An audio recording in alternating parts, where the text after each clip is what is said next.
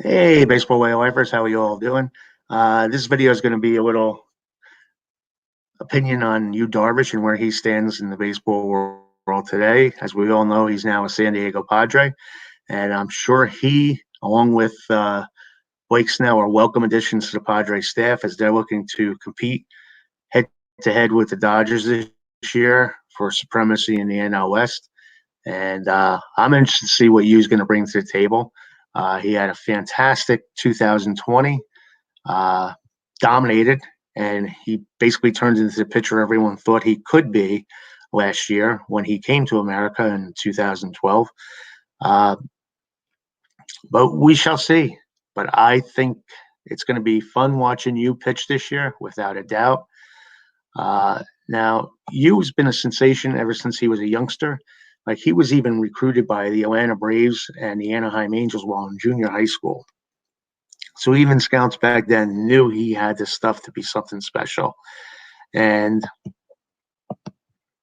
as he entered his senior year of high school, the Angels, Dodgers, and Mets had expressed interest in signing him. Darvish's intent was to remain in Japan, and he had some great years with Japan.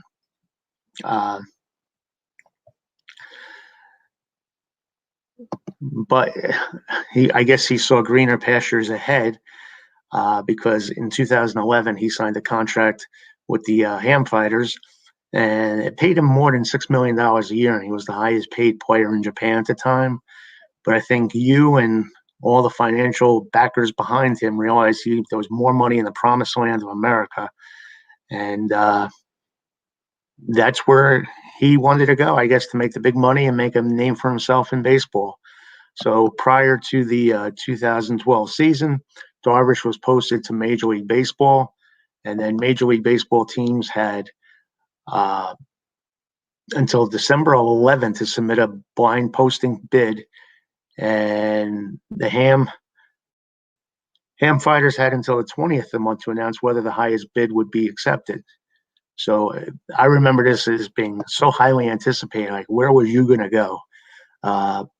And then finally on December, I think it was, December 19th, the Texas Rangers were announced as the bid that was going to be accepted, because it was the highest and was reported at $51.7 million. That is amazing. That's just to have the right to negotiate with him. And then the Rangers had 30 days to negotiate with Darvish, or he would return to Japan. Well, the rest is baseball history, and he actually did sign with the Rangers, and he had a pretty good year. His first year in baseball, he finished third in Major League Baseball. He finished third in the American League AL rookie voting. So he made his mark immediately, and that was good to see. And he was very, very popular, not just in Texas, but in the baseball world. There was a lot of buzz about Darvish his rookie year. And like I said, he was doing good, no doubt about it. And in 2013, 2012, like I said, he got off to a great start. He had 10 wins and 5 losses with a 3.59 ERA at the All-Star break. And Major League Baseball announced him as an All-Star. He didn't get to pitch in the game. The American League got spanked in that game. One of the few games they've lost in the past couple of decades, 8-0. So we didn't get to see you, but he didn't make the All-Star team. That was quite an accomplishment as a rookie. And better things were coming in 2013. As you caught fire. He had 2 starts that are very, very memorable, and just outs away on both of them from pitching some of the best games in baseball history. On April 2nd, 2013, you had a perfect game through 8 2/3 innings against the Houston Astros. Who remembers who broke up that no-hitter? Okay. We do have someone out there who knows. Yes, it was Marwin Gonzalez, that little pest. And he hit a single off a slider, and the perfect game was nada. Like I said, he was pitching lights out. He threw 111 pitches in that game, striking out 14 and walking none. You can't get much better than that. I mean, you was in fuego.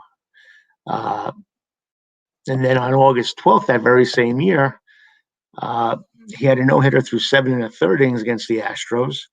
Are we seeing a theme here? The Astros, Darvish, 2013, no-hitters. But then he gave a home run to Carlos Corporon, but he did strike out a career high 15. So despite giving it the home run and failing in his no-hit bid, you had the stuff, and he was pitching another lights out game. And just show you that he had senior smoke most of the year. By season's end, you had compiled 277 strikeouts in just 209 2/3 innings. And he was fourth in the American League with a 2.83 ERA, behind Anibal Sanchez, Hisashi Iwakuma, and Bartolo Colon. There you go. Say those three names real fast. I'll give you time. Okay, you tried, you couldn't do it. I get it. And it's funny because his career, he had a career year in 2013, but I guess he cried to Jacob deGrom about this because despite how great he pitched, he only had a record of 13-9. And he came in second to Max Scherzer, who had a fantastic year in the Cy Young Award voting.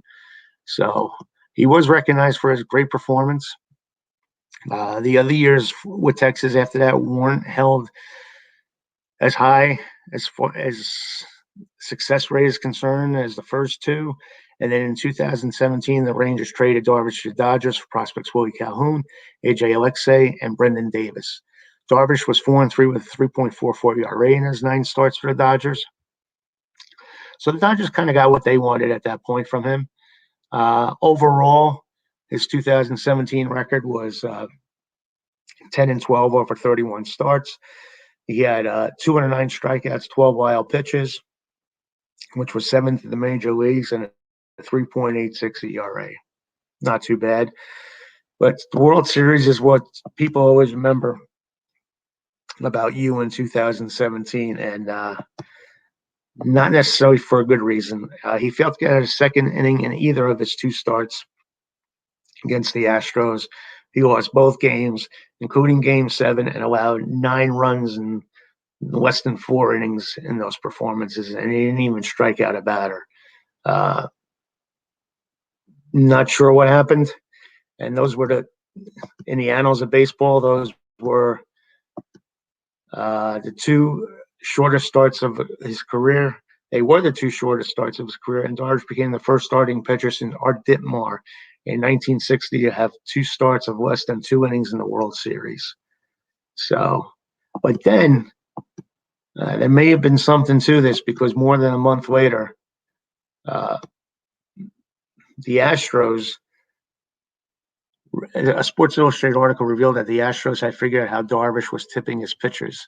So this kind of, a lot of smoke about whether or not they were stealing the signs or not, but the Astros even admitted that they kind of knew what pitches were coming, and that kind of used Dodger career to pursue free agents and go to Chicago Cubs, and he signed a big contract, 6 years, $126 million. But things didn't work out the way they planned in Chicago. As Darvish began a rehab stint on August 19, 2018, before the 2nd inning, he summoned the trainers and he was removed from the game. And it was revealed that Darvish had a stress reaction on his right elbow as well as tricep strains ending his 2018 season after only 8 games and 40 innings pitched. And he was 1-3 and a 4.95 ERA. So he was just a shell of himself that year, and felt bad for him. In 2019, he pitched much better. He was 6-8, again, not getting much support. Decent ERA, 3.98, and he had 225 strikeouts in 31 starts. So people probably thought Darvish was doing a Vita Blue where he's kind of flaming out after our first couple of great seasons. But because even in 2019, he became a gopher ball pitcher. He had 33 home runs, which was the most in the National League that year, threw 11 pitches, which was 2nd most, and hit 11 batsmen, 3rd most. So things weren't the way they normally were for you in 2019. even though he wasn't a bad pitcher, it just wasn't the you we knew. But then in 2020, when the world went crazy with COVID-19, so did you. He was 8-3 with a 2.01 ERA. He led the National League in wins, was second in ERA, second in walks per 9 innings pitched, and second in home runs per 9 innings. So you was that probably we'll always question whether or not he could have done that for the whole year. But just based on that over 162 game schedule, that was probably Yu's best year. The first couple of years with Texas could be put up there too, but Yu was on fire. And like I said, his whip was fourth, his fifth. He was fifth in won-loss percentage, so he's winning. He even had good luck on his side. He was seventh in hits per 9 innings and eighth in strikeouts per 9 innings. So he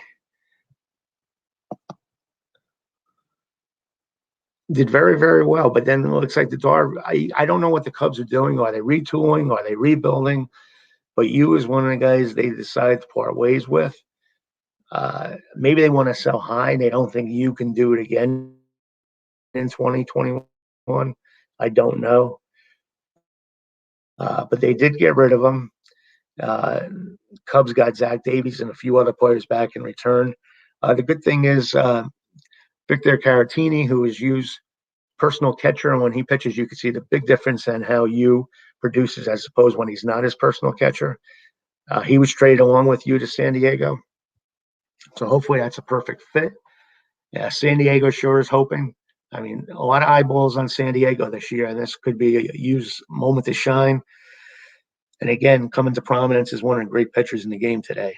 Wishing you all the best and wishing all of you all the best. And thanks for watching. If you like this video, please hit like. If you disliked it, please hit dislike. If you want to see all these videos, please subscribe to the video. It's Baseball Way of Life. Down below, you can subscribe. And if you want to join the best baseball group on Facebook, join the book that Facebook group that this ties in with, which is Baseball Way of Life. And we post one of these videos once a day up there. So thanks again for all your time, your patience. Hope you enjoyed this. Have a great day. Play ball. And adios.